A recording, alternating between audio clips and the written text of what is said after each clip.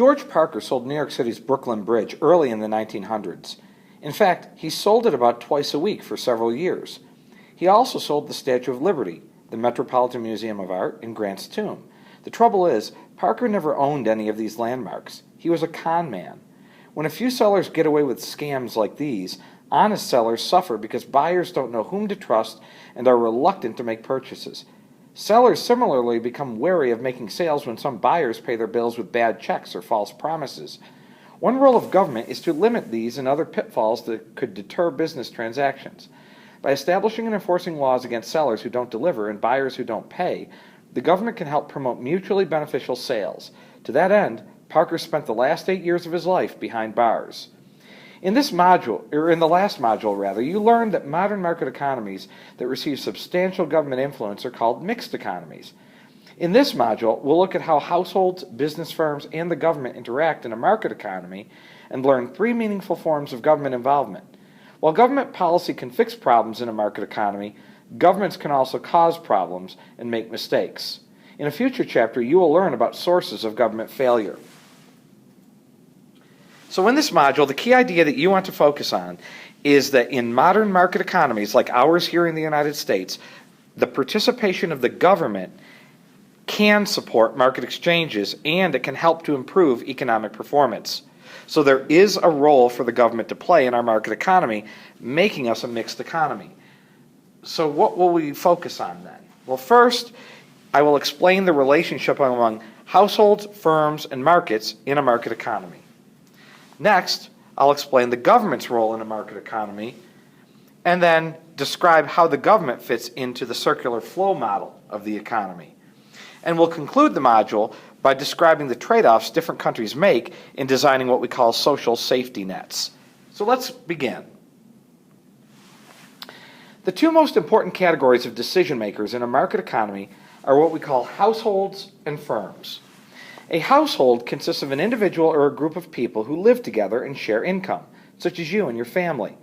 Households participate in a market economy in 2 ways. Number 1, households purchase goods and services from businesses. And number 2, households provide land, labor, capital, and entrepreneurship from which goods and services are produced. In economics, we can see how this is done. And there are 2 words that we are going to use in the future to describe the role of households. When we say that households purchase goods and services from businesses, we call that demand. But when we say that households are providing land, labor, capital, and entrepreneurship from which goods and services are produced, we say that households are supplying. So households both demand goods and services, but we supply land, labor, capital, and entrepreneurship. Now, in economics, a firm is what people generally refer to as a business, a privately owned organization that produces goods or services and sells them to others. Microsoft, McDonald's, Ford, and ExxonMobil are all firms. There are also millions of small firms with names you've never heard of. They include everything from farms to stores to businesses owned by self-employed hairdressers, architects, and lawyers. To produce goods and services, firms must either purchase or rent resources from households. For example, McDonald's rents labor from households every time it hires workers for one of its restaurants. So, in this sense, firms are also involved in supply and demand. But it's the reverse from households. Firms demand land, labor, and capital, which is what households supply, and firms supply goods and services, which is what households demand. So now let's look at a model of how the economy actually works. This is referred to as the circular flow model by economists. And remember, economists use models to take a complicated reality and simplify it so that we can understand it. This is their depiction of how the economy actually functions. As households buy goods and services from firms, and firms buy or rent resources from households, a circular give and take relationship is formed. Now, we've just seen that the government also plays a role to begin with. But let's look only at the economic relations between firms and households, the main actors in market economies, and then we'll add the government later. A circular flow diagram, as you see here, illustrates the interactions between key players in the economy. What you see before you is a simple version of the circular flow diagram that includes only households and firms. The upper half of the diagram shows the exchange of goods and services for money that takes place in what we call product markets.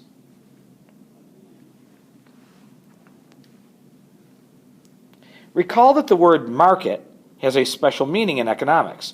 It refers to a collection of buyers and sellers of something, wherever they may be. The exchanges in a single market may take place in many different locations, including online. In a product market, households are the buyers and firms are the sellers. As a buyer of jeans, for example, you are a participant in the product market for jeans. The blue arrows in the diagram represent the flow of goods and services from firms like Nike to households like yours by way of product markets. As illustrated by the green arrows in this picture, payments for goods and services flow in the opposite direction. They leave households, pass through the product markets, and are received as revenue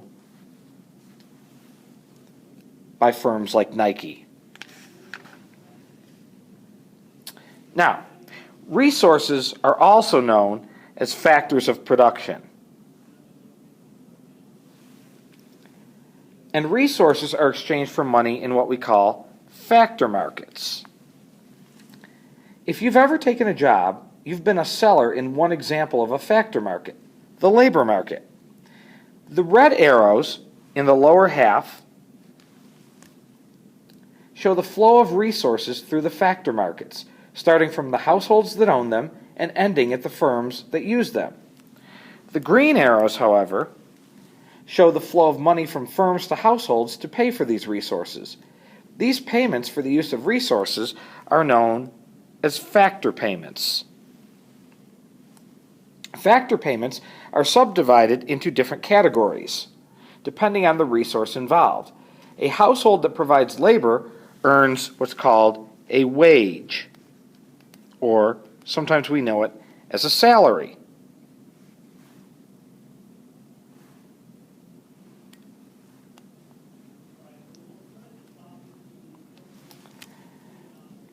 A household that provides land to a firm receives rent.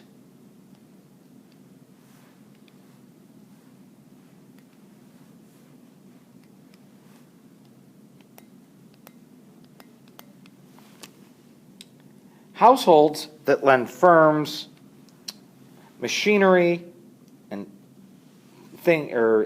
households that lend firms money to buy capital, such as machinery, they receive something different,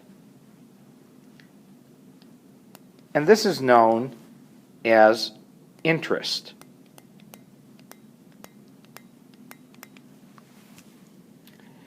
And the entrepreneurs who risk their own money and time to build a business receive something that we call profit.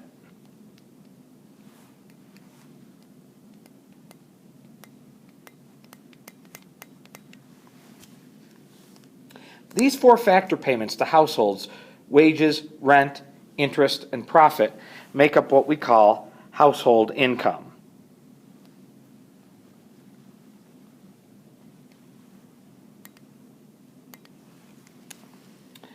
The simple circular flow diagram clarifies how resources, products, and money are exchanged in a market economy.